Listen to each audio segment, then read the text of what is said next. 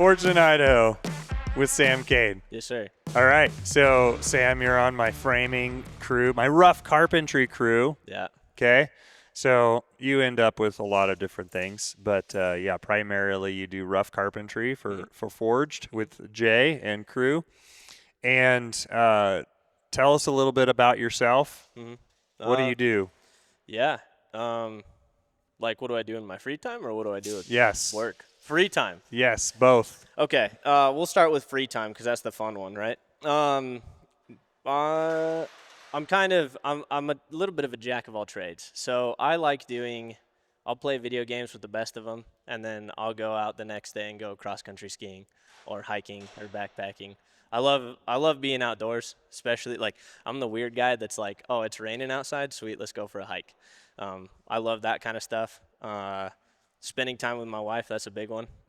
We're actually expecting, which is awesome. So it was like half accident, half not. You know, the kind of thing when you're not really trying to not have a kid, but Yeah. you're not really That trying. 100% works out. That 100% works out. Yeah. So, but yeah, that's kind of it. I mean, blank slate. I'm usually up for just about anything. Not a big fan of like sports very often, but I do like getting outside. Playing them or watching them? I like watching them. I don't play them. You don't play any Yeah, sports? so Okay. in high school I did track and wrestling. Okay. But I wasn't much of a team sport guy. So Got it. usually I'd sprint and throw people around. Or Okay. I'd get thrown around because I didn't want to starve myself to go in a lower class weight. Got it. Yeah. Okay. And then what got you into the trades? Yeah, so that's an interesting story. It is somewhat circumstance. So while I was in high school, I worked for a tree nursery. So a lot of moving dirt, a lot of moving pots and trees and stuff like that. So rough work. And then right as I got out of high school, I started working for Tractor Supply. It's my only retail job in life.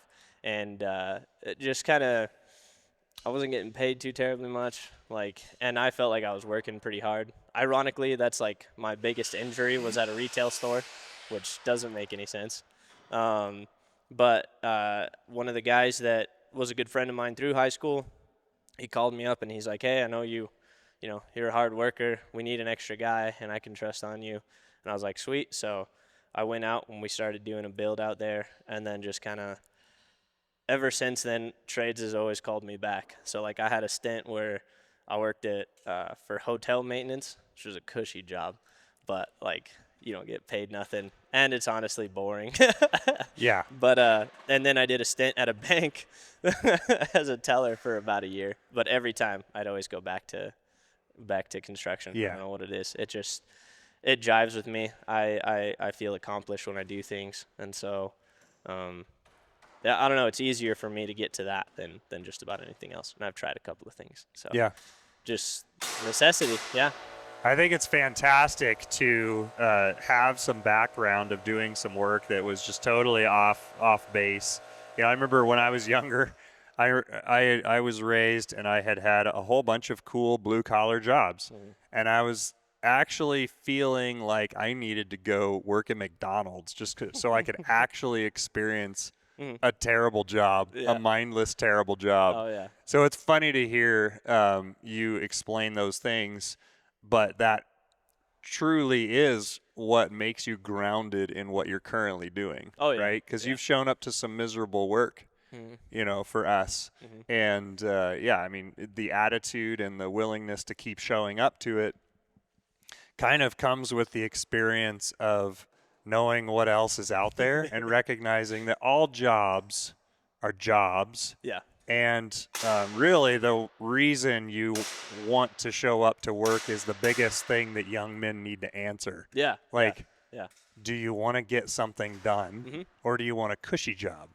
Right? So Yeah. you've worked through that. Yeah. Yeah. No. What else makes you excited to come work? Part of it is like, I mean, I probably have about 8 years experience in total, just throughout all sorts of trades.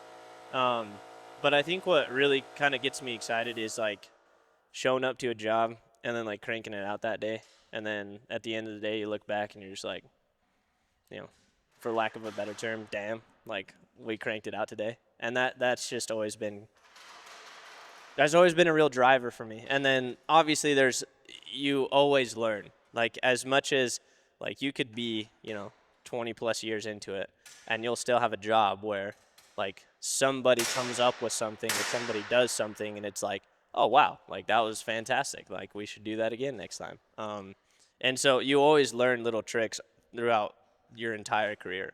And so that's the other thing too, is like learning the little things that you can do and like figuring out how to make things easier. So like I abide by a very simple rule, which is called KISS, and that is keep it simple, stupid. And so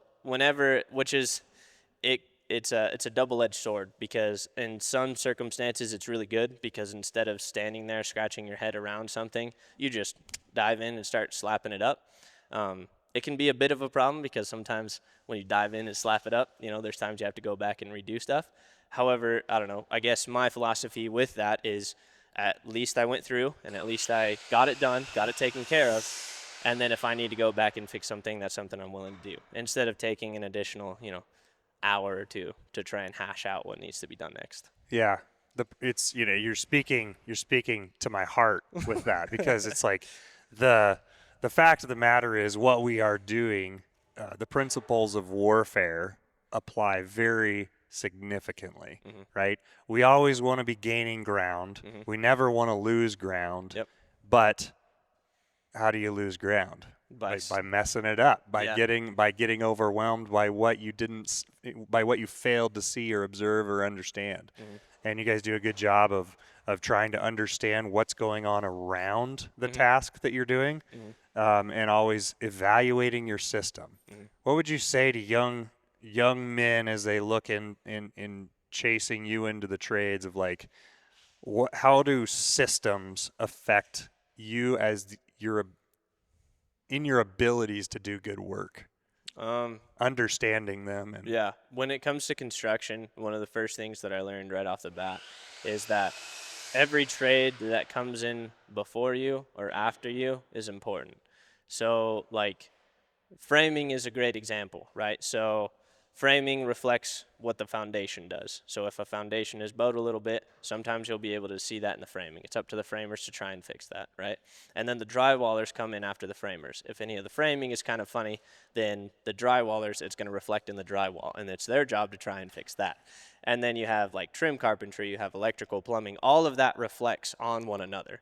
So like the beauty of construction is the fact that you have so many different people specifying in different jobs that still have to deal with the other people before you. And so keeping that in mind, you have to understand that if you're doing a specific thing, whether it's finish work, whether it's drywall, whether it's framing, is that you are not only trying to help the person in front of you who may have messed up, because we're human, we do that, but you're also trying to make sure that the person behind you has an easier job. And so it's all about understanding that it's not just show up, put this in, and hope it goes well. It is also like you have to show up, hope it goes well, and keep in mind the next person behind you. Yeah. Love it. What sort of things do you love about the crews that you interact with here as far as being a teammate and creating that collaborative interaction, right? There's a bunch of other guys that come before or after you. You've talked about banter, right? Like talk about the culture and why is that important? Okay. I won't soft serve it at all. Another draw to construction is the fact that 90% of the time you don't have an HR. Because like the truth of the matter is usually within the trades, that's a big thing to learn right off the bat. Like people they're gonna harass you. Yeah. And don't be precious. Yeah, don't be precious. Like take it on the chin, and then especially if you go into a job and somebody banters with you, banter back, slap it back at them. Because if you don't slap it back at them, they're gonna keep going. And I think when it comes particularly to this crew, it's been kind of interesting because I come from like all the work that I've done beforehand has been, I would say fairly hard crews, or not necessarily. I don't know. It's somewhere in that line. Whereas here, like the guys have kind of a mix of like they work hard, but sometimes I'll say things and I'll banter, and people look at me kind of sideways because like I'm used to just slamming and hazing almost to a certain extent, and some of the guys here aren't necessarily used to that. And so it's good. I like it because it you learn the different aspects of the people around you, and here it's fun because it's like that thing of just like you say something and everybody looks at you awkward, and then everybody laughs at the same time, right? It like takes a second, and I don't know, it's a different culture than what I'm used to, and I definitely enjoy it, and it's nice to feel like everybody has kind of the same goal. A lot of the crews that I used to work for, like the goal was work today, go home, get drunk, show up the next day, or work today so I can make all the money and you guys, can kind of make a little bit. Like here, it feels like there's more of like a team effort with everything, right? Usually when somebody shows up, it doesn't matter what background they have. If we have a specific job to do, and it might not match their background, they're still willing to go and help and slap it up as best they can, and they're willing to learn as fast as they can to make sure that everything goes smoothly.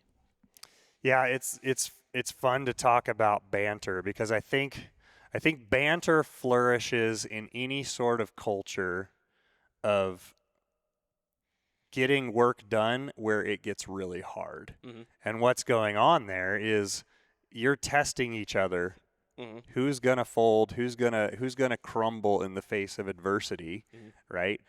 We see this in military organizations, in the fire department, and here in the blue collar trades. That constant testing of, hey, are your senses really sensitive? Mm-hmm.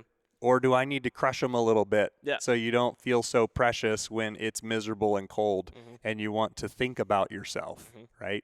We're all here to, let's be honest, like you don't do a job like this and break your body over time in a very reasonable way. You're here to break your body down. Yeah.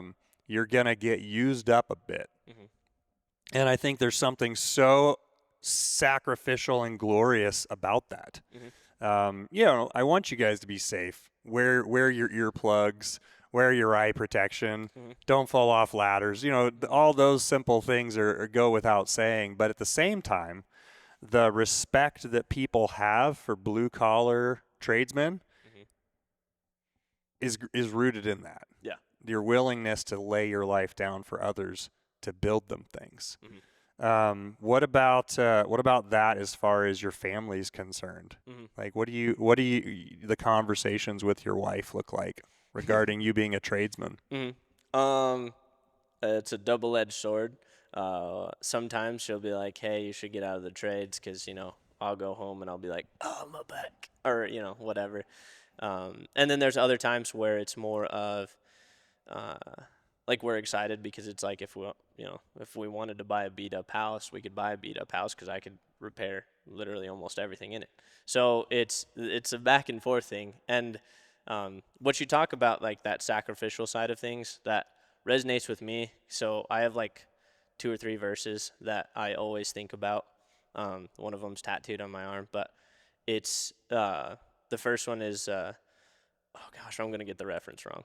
But you can look at your arm if you want. Well, it's in Hebrew, so I think it's John 13:15 or 15:13, where it's no greater love hath a man than to lay his life for another, and that's been always one that's resonated with me. And like, I think one of the things too that I learned early on, we did a remodel job for an older couple, and they had insurance pay for the remodel because it was fire damage. Basically a crew came in, took the money and ran, and then we came in, not necessarily pro bono, but like almost just cost for material, and we redid their entire home for them. And I remember watching her walk in the finished product, and she was just crying because like she had a home to live in. And I remember like all those days that I worked on that house, and I was just bitching the whole time, just absolutely done with it. There were so many days when I'm just like, screw this, I don't want to be here.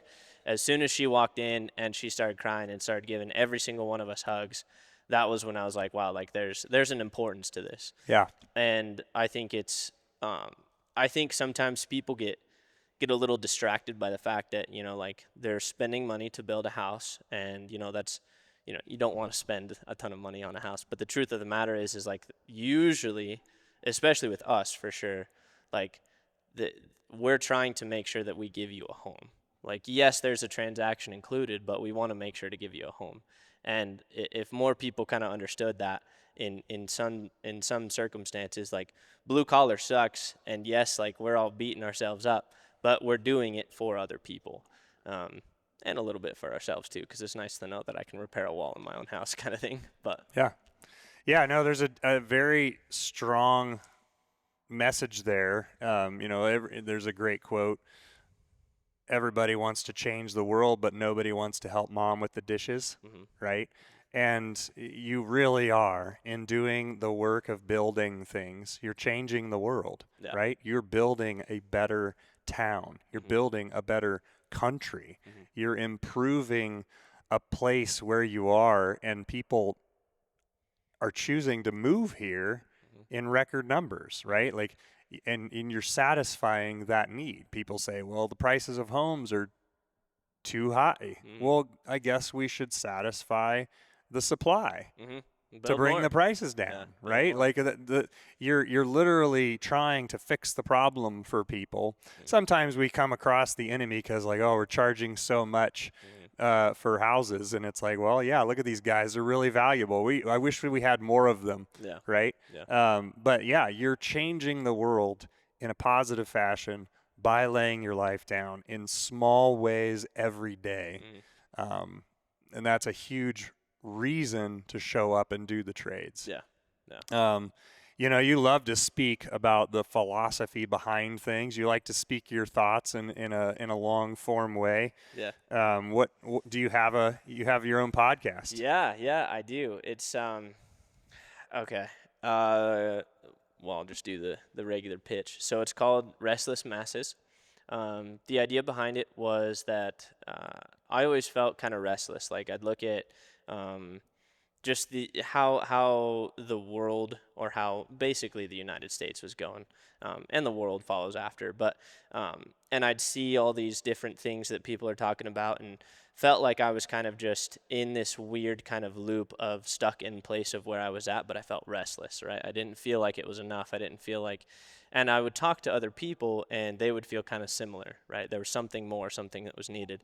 As a Christian, right, you give that example of, like, well, I don't belong here. I'm a sojourner, right? Like, I only live here for a certain time until I go with Christ, which, whether that's, years on earth, or whether that's, die and come back kind of thing, it doesn't matter. But I felt like there was an importance to have discussion, because I'd talk with people whom I held in high regard, or whom I loved, and I would have a viewpoint on something, and I don't claim to be the one who brings the truth completely when it comes to just talking about the culture, but I felt like what I was saying was true, and they would not take it very well, to put lightly, right? There would be a lot of division forced because of stupid things that really didn't matter, and that made me realize, we need to get back to the plain old discussion. We need to get back to talking with people about these things that the culture says are taboo, or the culture says is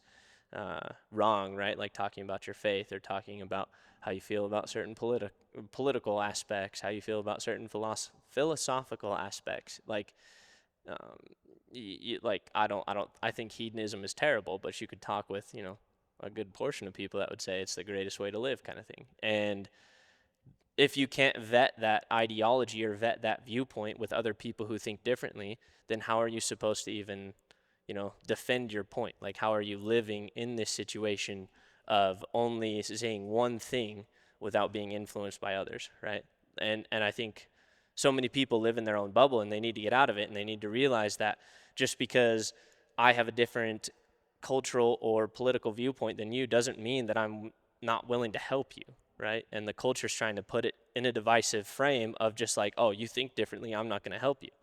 And that you can't function like that in a society. If you continue to divide, then people are going to put their own little camps, and then you get really bad events from that, so to speak. And so Restless Masses is just that. I put out my viewpoints. I don't shy away from the fact that the culture would label me an extremist Christian. But I really focus on the idea of the Imago Dei. Like, whoever I talk to, there's a certain amount of respect that I give them because of the fact that they bear Christ's image. And I respect that, and then I expect them to respect that in turn. And so I do like little series where I talk about cultural things that I view, just to kind of jog people's viewpoints and whether or not they get a rise out of them. Like, it's weird because I will look at somebody and I'll have a discussion with them, and when I see them getting heated or passionate, I'm like, I want you on. Whereas, like, I talk with other people who don't have that passion, or they feel very apathetic, I'm not so inclined, because I want the people who are, in the moment, ready and passionate for that, whatever it is, even if it's completely opposite to what I feel. I think that it's important that we have those discussions, especially in those heated moments, which goes back to construction, right? You get heated all the time. Like, there will be times when you get upset with other guys you're working with, but it's up to you to maybe not necessarily keep cool, but be able to face that head on in the moment and just keep going and keep and pushing talk it out. Exactly. Yeah, exactly. Get it done. Mm-hmm. Yeah, no, that's great. The one of the wonderful things about being a boldly out there Christian construction company is just saying what we believe. Like, hey, I'm a Christian. I got a whole bunch of Christian guys, maybe some that aren't, but we joyfully build for the glory of God. Mm-hmm. That's who we are. And not caring about that being a problem or not is giving God his due. Yeah. Like, I'm not here to please these people. Mm-hmm. I'm here to please God. Yep. And the reason people get frustrated by that is they don't have that hierarchy to submit to. Mm-hmm. They have to, if they're not worshiping God and they're worshiping their own beliefs, they're very offended by our beliefs because that's the God they've created. Mm-hmm. And so joyfully pointing that out is the most loving thing that we can do for somebody made in the image of God. Yeah. And so it's fun to have you on our team and be a part of our crew and just continue with that culture and building the joy and doing what we're doing. So where can people find you and what you're doing? So I have Instagram, I have X, and obviously anywhere you find podcasts, you can find me. So Spotify, Amazon, Apple, SoundCloud, you can find it on SoundCloud because, that was the easiest way for me to port it. But anywhere you can find podcasts, I'm constantly adding it to new places and adding it to the repertoire and all that stuff. I also have a Patreon. Now, I will say this whole thing with the podcast is I didn't want to put a paywall on any of my stuff. So if people want to see some of the scripts that I use for my series, because I always use scripts on my series, like, they can just go to the Patreon and join. They don't have to pay nothing. Everything that I get from that is completely charity. Like, I don't want to be one of those guys that's like, give me the money so you can see my mediocre scripts that I put up or my stupid memes that I have. But anyways, you can find me on all those.